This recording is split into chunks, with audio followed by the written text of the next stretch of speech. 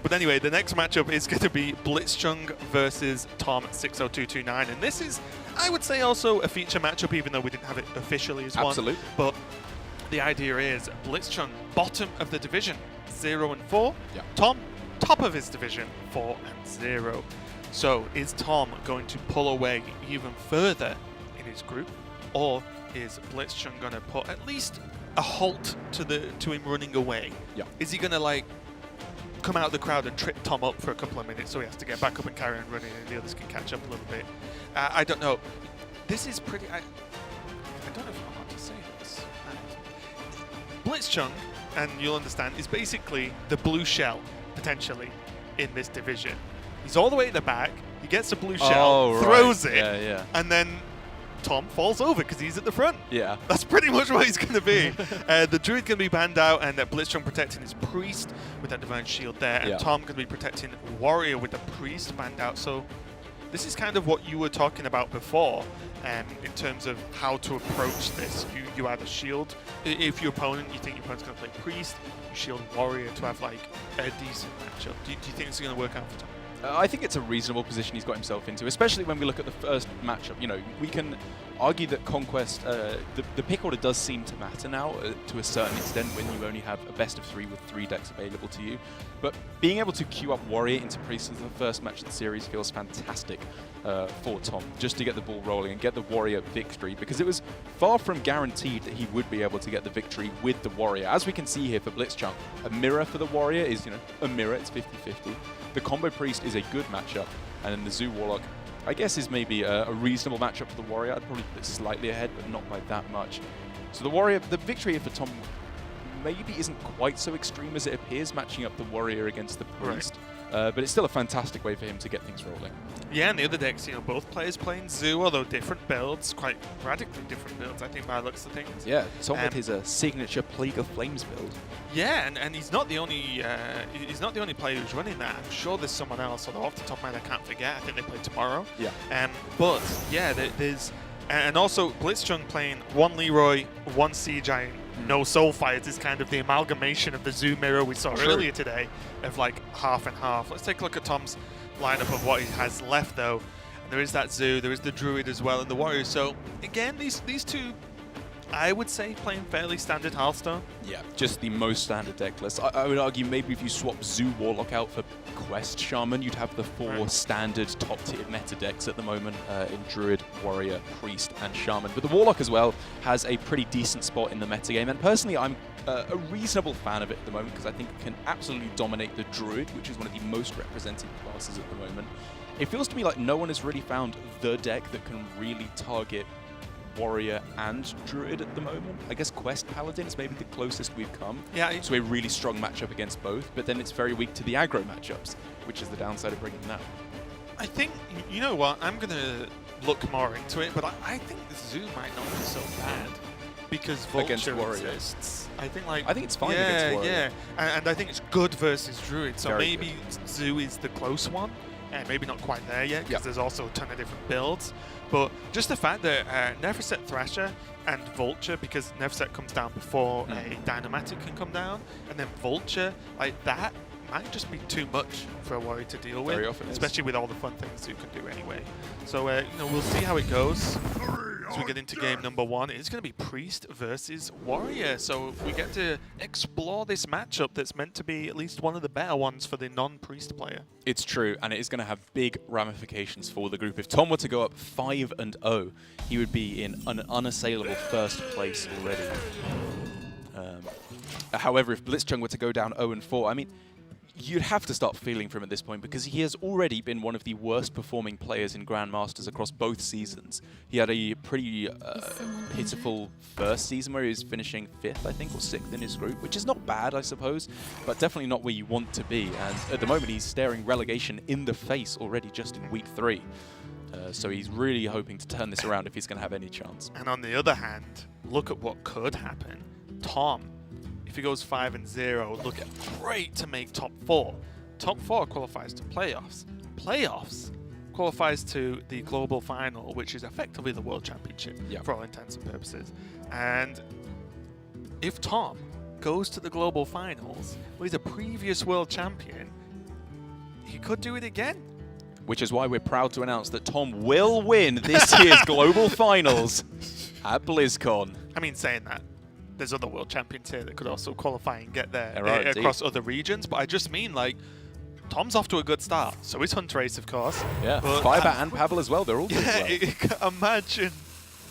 Imagine the Global Finals just has, like, 3 to 4 previous world champions in it. Ostkaka in the crowd like, woo! They just let Ostkaka play. Just, you know what? Go on then. Let your brother play, come on. Okay, well, so far, I would say it looks okay, kind of, for both players here. Yeah. Do you put anyone too far ahead right now? Well, looking at both hands, I'd put Tom slightly ahead. I think he's got a very nice removal hand as it currently stands, and I don't think blitzchung's hand is sticky enough to withstand this, because Tom has the full clear on this turn with obviously Restless Mummy able to rush into both clerics. The 1/1 can mop up the rest. And then at that point for blitzchung, he doesn't have Amet, doesn't have Psycho Bomb. I'm wondering if he'll be able to pull things back. I think, yeah, he's really one Psycho Pump away from a good time right now, isn't he? He's one Psycho Pump away from a decent time. Okay. It's not that insane, even if he hits it. I just mean with Inner Fires all ready to go, Fair. and now a Silence, you can just randomly get there sometimes if something sticks, and Psycho Pump is the card that will make that happen. Funnily enough, blitzchung is not running Bland Samdi, which means that there is not the beefy dude late game that can draw you some cards. And yet at the same time, he's running more 1-drops than Chonsu was earlier, and yet still favors an extra Acolyte over the 1 Samdi. Of which I suppose the standard Hunter Race list, which he hit rank 1 legend with, or finished rank 1 legend with, had 1 Acolyte and 1 Samdi. It's a weird logic puzzle, isn't it? Because if you run 1 more drops, Bland Samdi gets better. But if you run more 1-drops, you should technically mulligan into more 1-drops, which means that does the job you want Bland Samdi to do sometimes. Right. So I mean, that's like a been weird circle, isn't it? A conundrum in Hearthstone since like the dawn of tutoring effects. Like it was the same with Secret Paladin back in the day, or Weapons and Pirates in Quest Rogue, Arcanologist and Secrets. Yeah, finding the magic number, right? Yeah.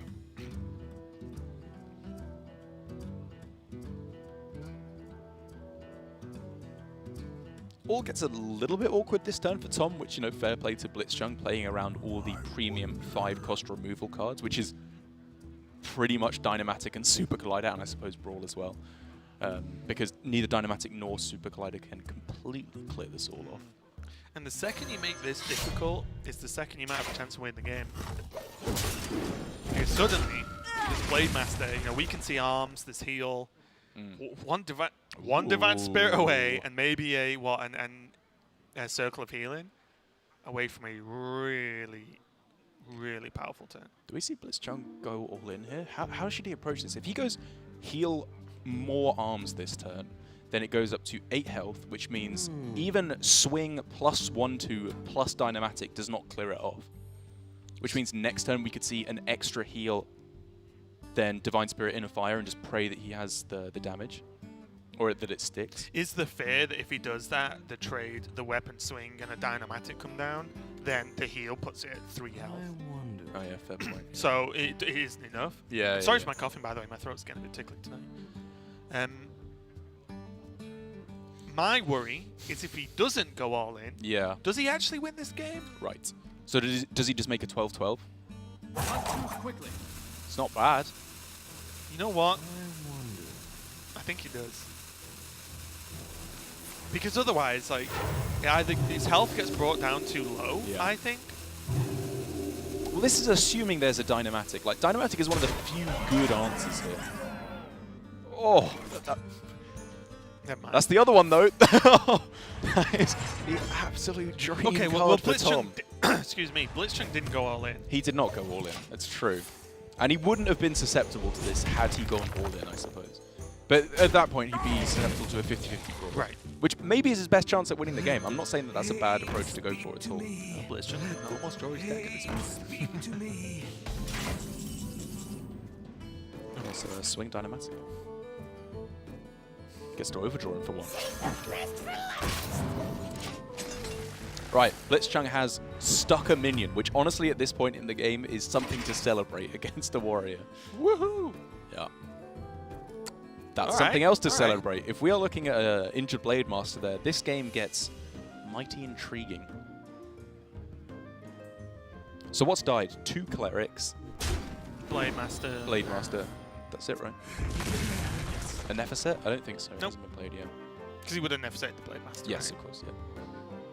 So he's purposefully, I should say, sorry, killing these off first, which obviously draws him a card, so maybe changes the way he approaches this, but also changes his Psychopomp pool. Is it? I would argue it's worse. Like, I think you just want to have the highest chance of hitting Blade Master possible. Yes. So I was going to bring up, maybe you want to make the board smaller, but you could have played Psychopomp, then traded afterwards, which then dodges that.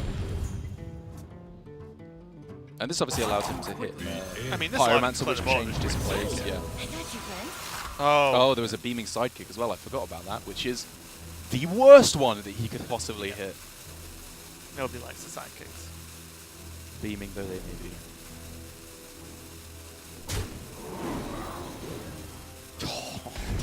This is dreadful for blitzchung. Absolutely dreadful. Like, it's just an easy peasy full board clear, right? You can swing into the beaming sidekick and then dynamite it. Oh, okay. Leave a swing. It doesn't matter either way, sure. yeah. There's a 1 play. Hey, Fair enough. I got you, friend. So maybe now for blitzchung, we're finally looking at the all-in play. Oh, yeah. Oof. It's a 12-12. It's not great. Just has to, doesn't he? But what else is there? He's losing board and he's not going to get it back. And he could also... Does he make it a 12-12? He might not need to. Really? He doesn't double it at all? What is he expecting to happen? Well, I thought because he had Circle, he could maybe double it, wait, That's what I and was then looking see if he at, draws yeah. Divine Spirit. So he doesn't make a 12-12 yet. I think it was incredibly unlikely to work, but I think that was absolutely the time to go all in. Well, I don't know what minion... Or at least double, sorry. At least double, right? He doesn't have to play the Inner Fire. Yeah, there. that's what I mean. Yeah, I thought if he doubled it, because he Yeah. has a second circle that can catch up any damage he takes, and then maybe he draws exactly Divine Spirit again, Yeah. and then he And he goes gets lethal. Divine Spirit number 2, poof, go. I mean, to be fair to him, maybe he top decks exactly the second Blade Master. Or Amit. Or Amit, yeah, I Just suppose. as I help. Yeah, there were a couple of minions. Or, you know, second Psychopomp into Blade Master. But when there's a couple, that's not really a lot. So it's reasonably unlikely, and this is just bad for worse. He's got Silence, which can kind of churn his way through one of them, but we can clearly see second Tomb Warden, double Yeah, brawl. the problem is that not even the brawl, but the damage available is going to start adding up to 14. Absolutely. And then he's dead. blitzchung, you know, maybe has an avenue to victory if he can force... yeah, I mean, if he can force a brawl and then happens to win it somehow, but Tom pretty much There's has enough the damage. ability Yeah, to kill yeah, it off yeah. anyway, right? Yeah. Tom can make it so that blitzchung will 100% never hit his face this game. Yeah. He has enough taunts. So it's 9-12 and then hit the weapon. I guess it's, you know, you don't want to tank the 14 with the weapon, but he just wins if he does that. Yep. Yeah. Like your damage does your health against Priest does not matter. Exactly. And he heals unless up they to have a 6 as minion. well. And if they don't have a minion, you cannot die.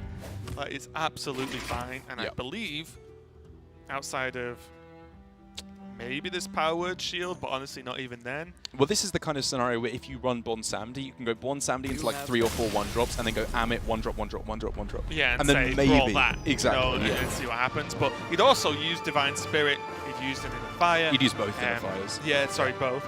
So everything was gone there, and you not the best display, of course, but you see why people give Warrior credit in this matchup, right? There is removal, there is armor gain, there is taunts, all these things you want to slow down and deal with Priest. So Priest not looking too hot in game number 1, but blitzchung is not out of it yet. Tom only leading 1-0. There's at least one more game left of the day, so don't go anywhere. We'll be right back.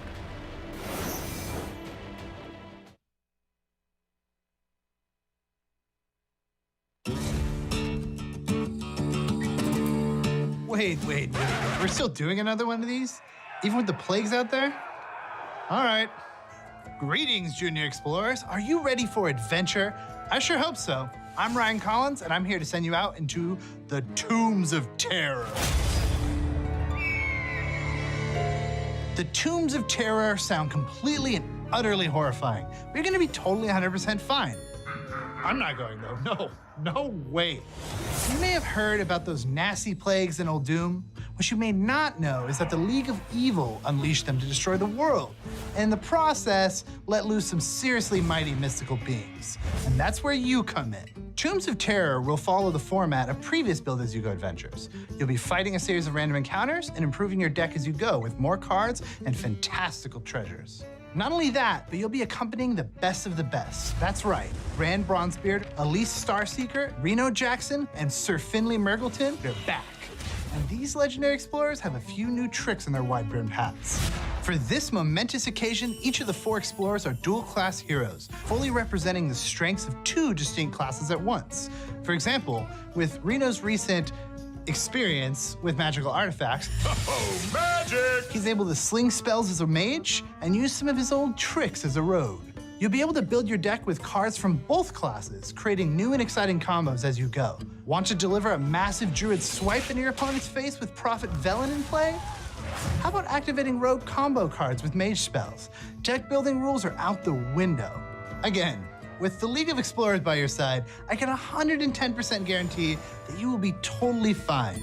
Early reports have informed us there's even a nice tavern out there in Old Doom where you can relax, modify your deck.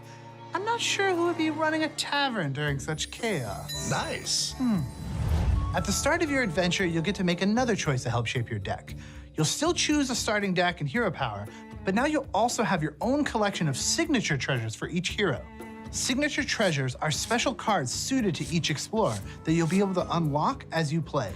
As you progress, you'll unlock even more powerful signature treasures, giving you a steady flow of new options. So while Reno Jackson may start off with his trusty hat, he'll eventually end up with the Gatling Wand, a powerful instrument of magical might.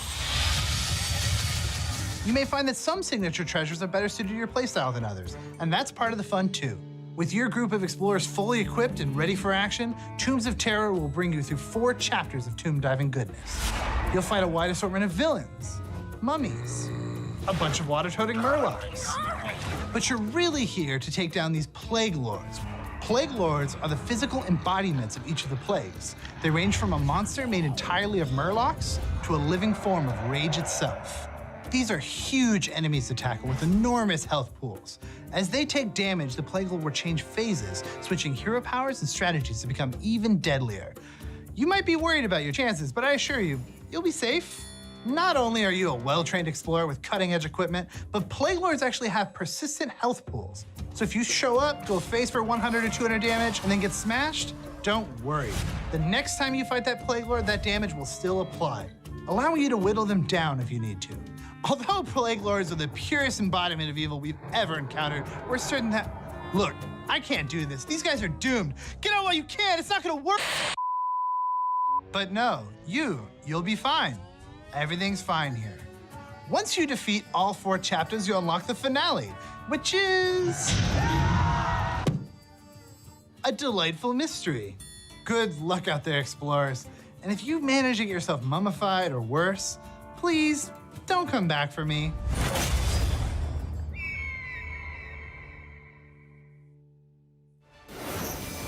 Could be the last game here, as Tom could just stride forward and go 5-0 so far this weekend.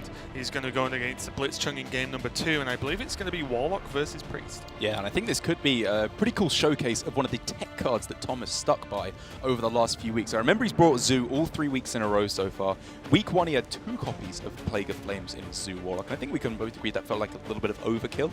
But now in the last 2 weeks, he's brought 1 Plague of Flames, and it's still, I think, mostly missed the mark.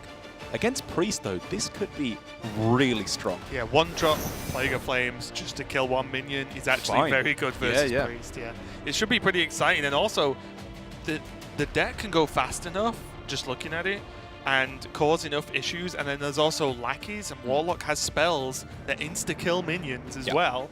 It means that there's Priest isn't going to be able to just go, cleric, pass, thing, pass. They're like, Zoo is going to do something, and they have to respond, because Zoo has the ability to kill the minions off at regular health. Yeah. So I think this is going to be a bit of a tough matchup, and maybe we're moving towards this deck actually being a good deck versus this Priest, as opposed to a deck that doesn't just lose versus this Priest. It will be when you get a starting hand like that for Tom. This looks pretty ideal, I have to say. Coin, egg, evil genius, There's even stuff. the Mecha Roof of Question mark. flexibility going forward. But yeah, I think just coin, egg into genius looks great. On the other hand, blitzchung does have cleric, Not a bad hand. does have powered shield, and does have circle of healing. Not a bad hand at all.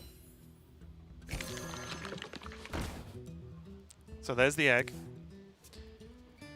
I think that was a... Oh! Injured Tolver, though, that is the kind of card you're looking for. Both these players have nutty hands. But does the Priest nutty hand beat the Warlock nutty hand? I think it might. On average, if Priest draws the absolute Giga Nuts, nothing can beat it.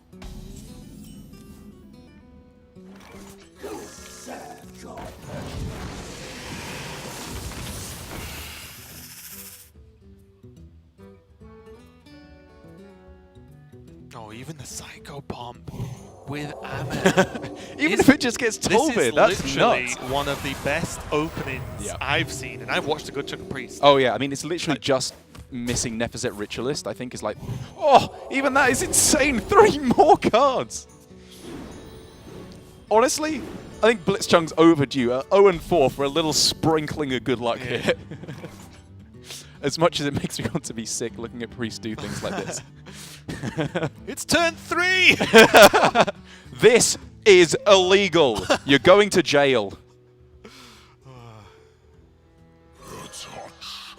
Walks in the cell, and like, there's just a Pocket Galaxy in one corner, Grim Patron in the other. Hey guys. It's like, what are you in for? Oh yeah, stealing. What are you in for? Oh yeah, arms robbery. Yeah. What are you in for? I high rolled a Priest game. Whoa! Whoa! We got a badass over here. Yeah. I got a 6/6 on turn 2. Whoa! Although, Tom's gone wide, which is good versus Priest. Outside of exactly Pyromancer, multiple spell clears, it's a chance, right? Yeah. They're like having these wide minions that can also be buffed with Grim Patron. Patron. I've just got it in my head now. With Grim Rally, wishful thinking. And there is Plague of Flames. Remember, if Tom draws Plague of Flames, who cares how big the minions are, Derek? Who cares? I mean, you're a Zoo player. At this point, I would argue it's more the big hand that's the biggest fear for Tom. Maybe Tom should be playing 2 Plague of Flames. What a noob! He's only put 1 in his deck and he ran into exactly Priest. Why is he not playing Twisting Nether? I got you, Wait, is he friend. playing I don't know, just checking. He's playing Zephyrs. Yeah. He's not playing Zephyrs. Well,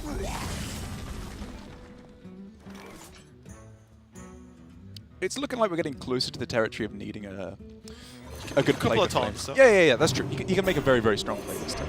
Lucky day.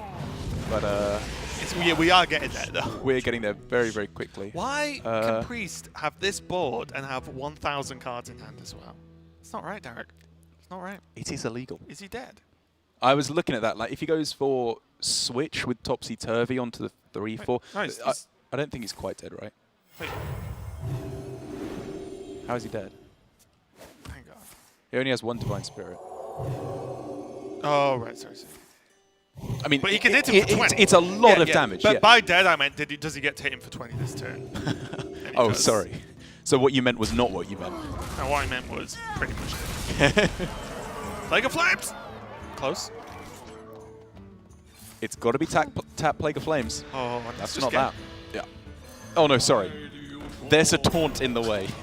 We apologize. Voidwalker's like, why do you call... Oh, my God! It's just on the ball. It's like, I can't run Everybody away. panic! I'm a card. I don't have legs. I'm a Voidwalker. I still don't have legs. Never has a Voidwalker been quite so dead. All right, one more chance. Oh! You can't kill the cleric. Who cares? Oh, wow.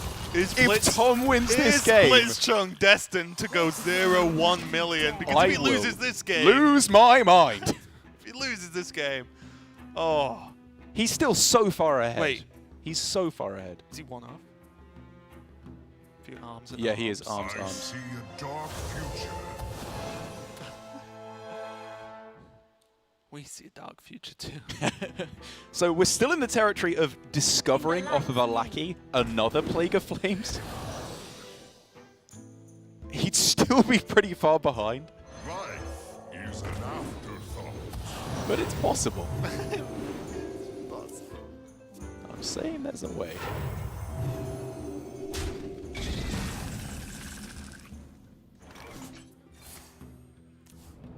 Not anymore. GG. It's going to be game number 2. Blitzchung, just for a second there, I thought miracles could happen, Garrett. I almost believed myself there. That seemed like a very tom60229 thing to do. Oh, yeah. Just sitting there cool as several cucumbers, blowing up the entire board and winning. Yeah, so cool. Cucumbers in a fridge. That's so cool Tom is most of the time. But we are going into game 3. The game did not just go as crazy as I thought it could, because there were worlds. They were weird worlds, but it definitely could have happened. But anyway, what is left? Blitzchung gets his win on the Priest. There is Warrior, funnily enough, Warrior and Zoo versus Zoo and Druid, right? That's what's left. Right, yes. And that means for Tom, I mean, I think he'd be probably pretty happy going with, well, with the Druid banned out of the way. Yeah, maybe he doesn't want to go with the Warlock again, just because matching it up into the Warrior would be a little bit miserable. I think it's like, you know, it's not a good matchup. It's almost 50-50, right? Because going Druid into Zoo is just as... I think It's true, I think yeah. maybe more miserable than Zoo versus Warrior. I think you're right. I think so too. I think I think I'd so rather too. play Zoo. Yeah, I think I would as well, actually, as Tom. He's Which playing means double Sea Blitzchung Giant, plays he's Warrior. got the Vultures. So Blitzchung's... Oh, wow. Wow, that is the complete opposite the other of what I way, was yeah. expecting. So you don't know what they've picked yet. Just because we do. But no, it's going to be Blitzchung on the Warlock and Tom on the Druid. Which seems to me that Blitzchung's got himself in a pretty good situation. This is, in my Is that opinion... like Ultimate Mind Games or something? Then? I guess so. And Blitzchung just went to the perfect level, and Tom went one level too deep, where clearly he's thinking, he expects me to play Warlock because it is the statistically better deck to play, so I'll switch against that. And Blitzchung knew he would do that, and therefore went one level further. It's like Princess Bride. I don't understand that reference. Oh. I will bring us down to earth a little bit, though, in terms of matchups. I think it's better than we think. There are 2 worthy expeditions in Tom's deck, so flexible early game cards, 2 innovative cores, but there is 2 Bs, and there's also none of the 2 high-end It's stuff, not a very really. greedy list. Yeah. So there's not even a King for Horus in this list, so high five Tom. It's middle. It's not especially it's- anti-aggro. Yeah, but Power of the Wild, 2 Crystal Merchants, 2 Worthy Expeditions, 2 Ras 2 Bs, 2 Ferocious Howl, 2 Loti, Yeah. 2 Swipes. These are all things that can come down before turn 5, which means Tom is not unequipped Yeah. to deal with aggro, and that Starfall is huge because that does wipe a lot of Zoo boards. It does, especially as Blitzchung has got himself off to a pretty miserable start. Neverset Thrasher is obviously one of the best cards in the matchup, but you want it to complement a Flame Imp, right? Or some kind of 2-drop to just get the damage rolling because of that double evil genius. Ah! It's just too slow. Speaking of low damage, what is that? But Is that But good? isn't that also kind of good? Crystal Merchant coin? Thanks, buddy. I'll take my coin. Would you like a coin as well? I don't know who that's better for. Because, We've created an economy in Hearthstone. oh yeah, Capitalism is born. the problem is, it's like Blitzchung could utilize the coin this turn, but you're giving Tom endless ramp. It's like, I don't He's understand. played Wild Growth. I don't understand the game anymore. Power of the Wild. Wait, oh he is! What? Wait, does it give him the copy? The one he played? No, he gives him Power of the Wild. Sick. Thanks. He can even eat Cho with the evil genius. Solarium! Thanks, Joe. You've done your work there. That was a pretty sick Lorewalker Cho, to be fair. What? I just don't understand anymore. Yeah, like, yeah. Just Things definitely happen. that was a weird play from Tom as well to go for that. Because Wrath is very bad compared to Power of the Wild for a zoo. It's significantly worse.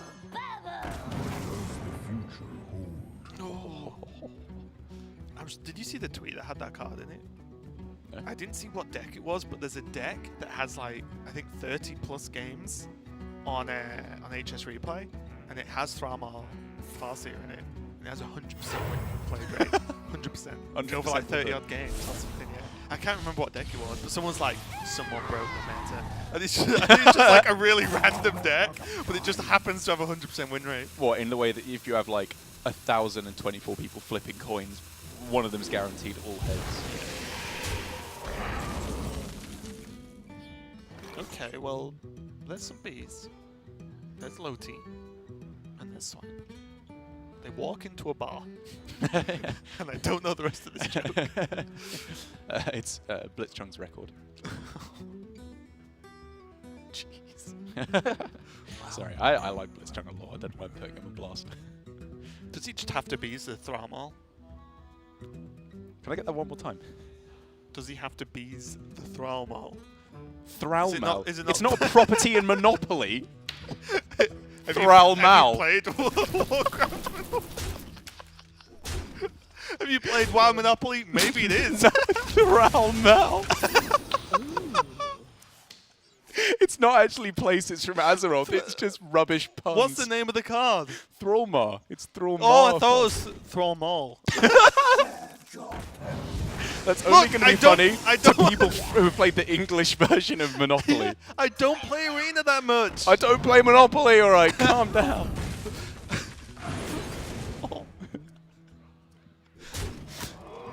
While the start has been slow for blitzchung, it is absolutely ramping up. Thanks in no small part to Lawwalker Cho, giving him the Power of the Wild.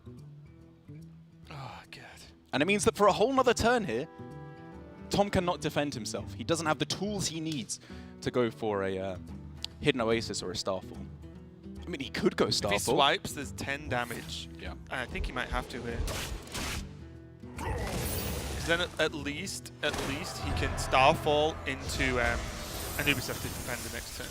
And just look at the relief on blitzchung's face. This game. He has done it. He has not gone 0 and 1 million Grandmasters Season 2. Honestly, it sounds like I'm joking, but it honestly must be a huge sigh of relief. So much. You don't, no matter what you play, or even if you're remotely competitive, you don't want to get completely whitewashed and just completely miss, you know, any score on the board at all. Yeah. Because that is just a horrible feeling to lose week in, week out.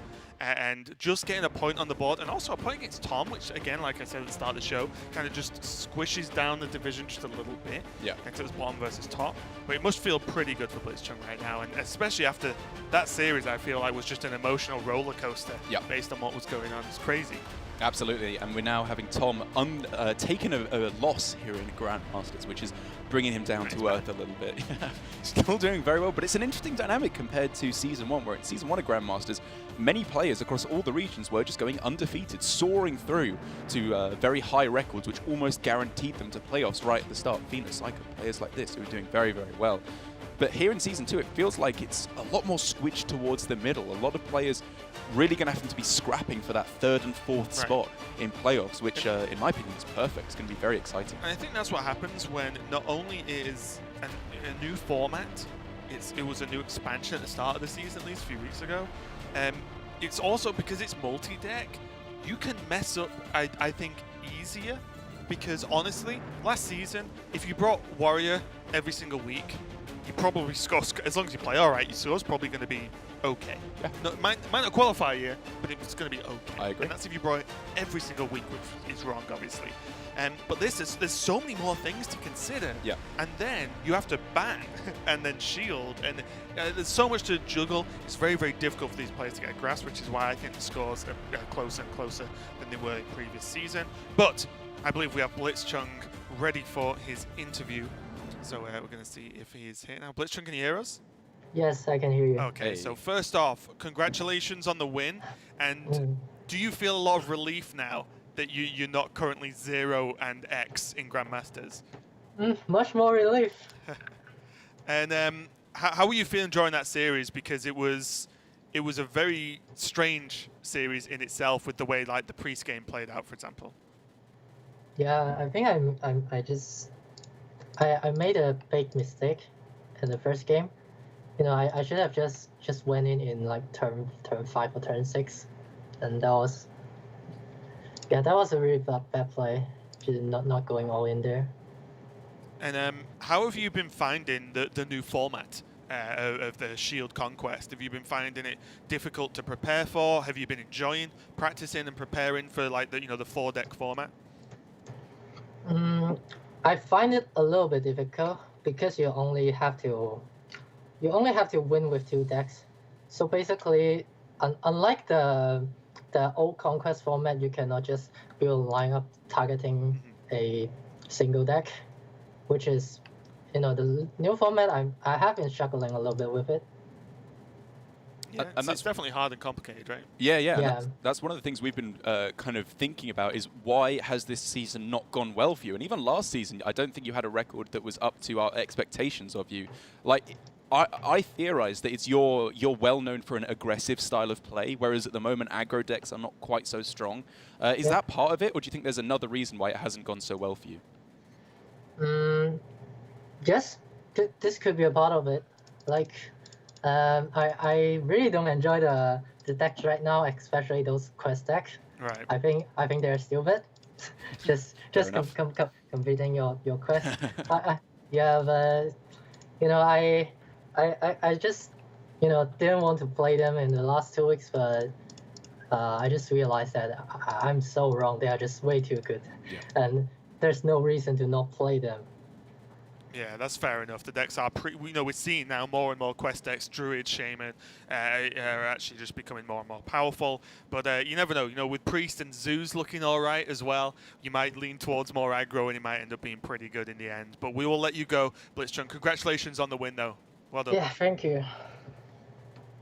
Yeah, it's a fair point now, Derek. Is like blitzchung has historically been an aggro player, and we see that even from Zoo and I'm counting Priest as an aggro deck. I don't care. I fully count it as an aggro deck. Of like those decks working, but if it's hard to play a game when you don't enjoy the aspects you have to play, right? So quest decks, if you don't like them, I'm not saying they're bad or it's wrong, but if you don't like a certain deck, but it's too good not to play, that affects how you play, because if you aren't enjoying it, you're not going to play as well. But let's take a look at the standings and see how everything is shaking out after day number 1 of week 3. Chonsu and Tom rocking the top, along with Rivius and Glory actually now. Sort of joint there for top 2 in each division respectively. So it's looking pretty strong there. Shaxi still 3-2 there, so he's not there 3rd. Flurry making the top 4 of Division A. Not too bad. I'm a little bit worried about some of the players at the bottom though. Trail again. Didn't look particularly inspiring to me today. So maybe we'll see it for the rest of the weekend. I don't know, but I think Blood Trail is definitely one of the players that needs to maybe just refocus. I don't confess to know ins and outs of issues or not, but maybe just have a refresh and refocus on his performance and maybe do a little bit better next week. Yeah, we've seen a fair few blunders today. Like we saw from as we heard from blitzchung there, like mistakes in terms of game plan, like not going all in on the earlier with the Priest deck, and that's kind of like misunderstanding of the overall game plan you're going for, which does happen. But we've seen kind of even more egregious mistakes than that, which has just been missing attacks, roping out, going for obviously worse plays, and I expect to see better of that from the players. And to be fair, it has been the players who have been losing making those mistakes. We're seeing Tyler, we're seeing Blood Trail making these kind of rookie errors that they need to tighten up if they want to get up to the top. Yeah, and we're going to continue to see that as well, because we can see the schedule for tomorrow and see what we've got coming up. We've got Surrender playing again. He's going to be going against Blood Trail. So honestly, based on what we've seen, if Surrender beats Blood Trail, which I think he should do just based on what we've seen in form in general, then Surrender's going to quickly dig himself out of the hole he put him in the past couple of days, past couple of weeks. Yeah. Then we've got Glory versus Dawn, and then Shaxi and Rivius. So both those players at the top of their division at the moment, or at least near the top. So that's going to be a good one to decide who really, wrestles control of that extra win this week. And then later on, Frosty and Alutimu. Alutimu, after a big upset, doing very, very poorly here in Season 2, hopefully can start to wrestle things back in his favor. With Frosty at a 2-2 record, he wants to prove himself as one of the standout players, because he's been giving it all that, saying he's got what it takes to get up at the top, but he needs to start posting those results. And then finally, Patra and Staz. Patra has picked up a win, but is still down towards the bottom of the table and up against Staz, who was at 3-1 at the start of this week, 3-2 now. If Patra wins, we could see, again, the table just getting closer and closer towards that middle. Yeah, well, what's going to be very intense for these players, as remind you, relegation is on the line this season, is every single week that goes by, the more you stay with everyone else, the more it's going to come down to week 7's matches, and you've just got to try and win and see what happens, and that is a horrible spot. You always want to take as much control as possible out of your results and not go, well, I need to win, and then 3 other people need to win exactly for me to get through. You hate that. So it's going to be very interesting as weeks go on, but we are done for the day. Thanks a lot for watching. I hope you had a great time. You can stay tuned, or at least in an hour or so maybe, to watch Europe, and then it's going to be followed on by Americas as usual. Derek and myself, thanks a lot for watching. See you tomorrow.